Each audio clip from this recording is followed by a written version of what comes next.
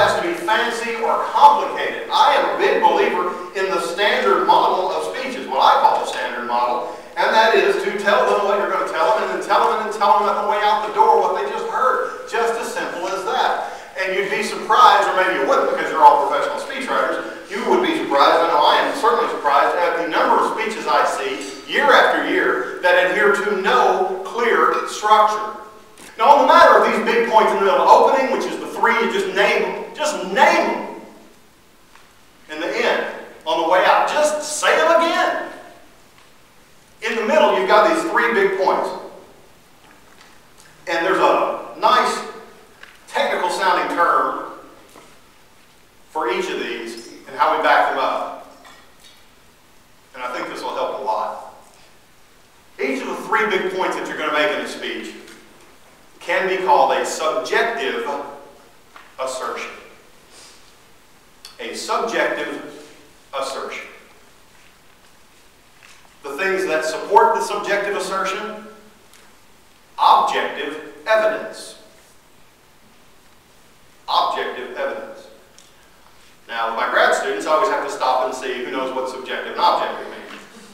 But since you all actually do this for a living, I'm going to skip right past it.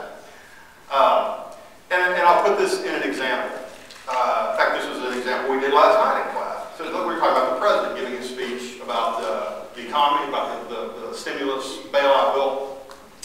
And we said that the purpose of his speech, if we were going to write a speech for him, the purpose of the speech would be, please pass the bailout. America needs the bailout. America wants this money. The economy needs this money. Some variation of that.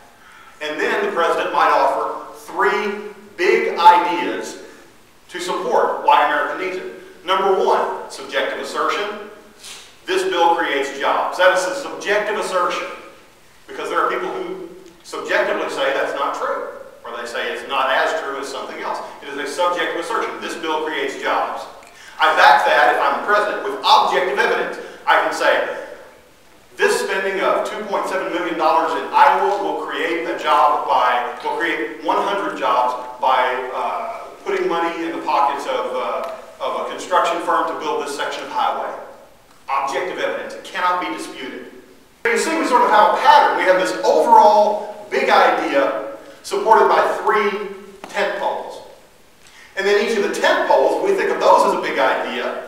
They're supported by objective evidence. And those are the leaves on the trees, those are the concrete pebbles, that's the chat in the driveway, that's the hardcore stuff. I believe in this.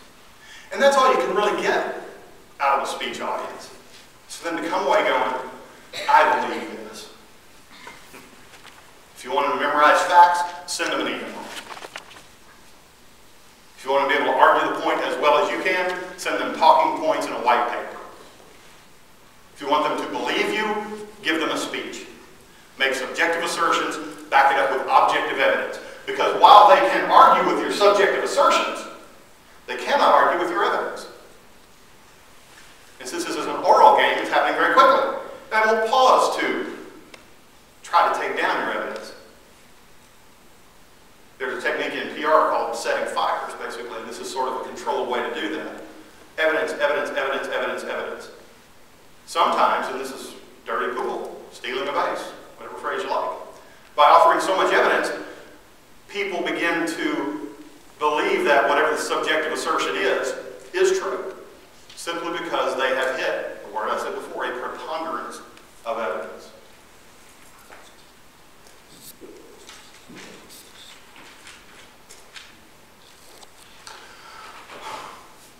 Just to recap at the top and the bottom, as I say, be sure to tell them what is coming at the top.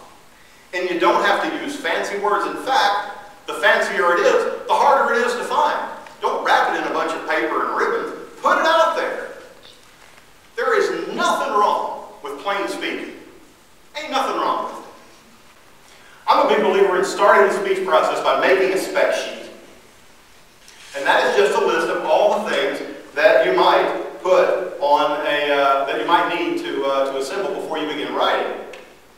It'll make the writing easier for you. It'll set all your expectations up front. It will give people something to aim at, whether that's the person who's working the room, setting it up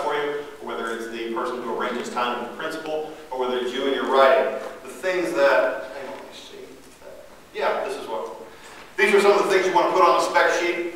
You want to put the speaker. Sounds obvious, but I'd put it on there. The date, the time. It's not just enough to put the location. Put where it is. Put the address. So I don't know, every business is different, but you'd be surprised how many times you get in the car and it's like, where are we going? Not sure. Mayflower? Where's that? Washington? I know that. I don't know. Put the building in the room if you know. These hotels are huge, you know. Find a contact person. Put a phone number. These are practical things about speechwriting. Isn't just as you all know, speechwriting isn't just cranking out the words and the outline. Speechwriter is sort of like being the body person sometimes. And these are the kind of things that if nobody else catches, you can at least be there to catch them. Because I'll tell you, speechwriter's in your title. And if something goes south, even if it's not your official responsibility, if it can be tied in any way, shape, or form to the word speechwriter, welcome to the torture chamber. How long is the speech supposed to be? How long are you set aside for speaking? The duration. Is it Q&A? Is it just speech? Is there somebody introducing them? If so, who? How long are they going to introduce them? Was the introduction provided? You have a text in the introduction, so the speaker can read it in anticipation of going up. Think like the speaker. Think of every picayune thing that you might want as a picayune speaker and put it on that sheet. And then have that sheet ready. Even if the speaker never asked for it, you'll be covered. What's the nature of the audience? How big are they? Are they seated around tables? Are they seated in chairs? Are they seated in folding chairs? Are they seated in soft chairs? They're going to be outside. They're going to be inside. Speechwriters at the presidential inauguration had to think about that because people were outside and it was cold. Not only was it cold at the moment, people have been standing outside for a long, long time. They were cold, and you know what else? Here's a cool thing. They were wearing gloves, which meant that when people applauded, it wasn't going to be as loud as everybody expected. That's the kind of stuff you got to think down the road about. And the typical speechwriter does not think about that. But you can. And the cool thing is, there's not a formula to follow. It's not like, well, I took Mike's seminar and now I know all this stuff. No, it's just stopping and thinking through a realistic situation, what the expectations might be. It's putting yourself there. It's just doing this due diligence of critical thinking in anticipation of the event.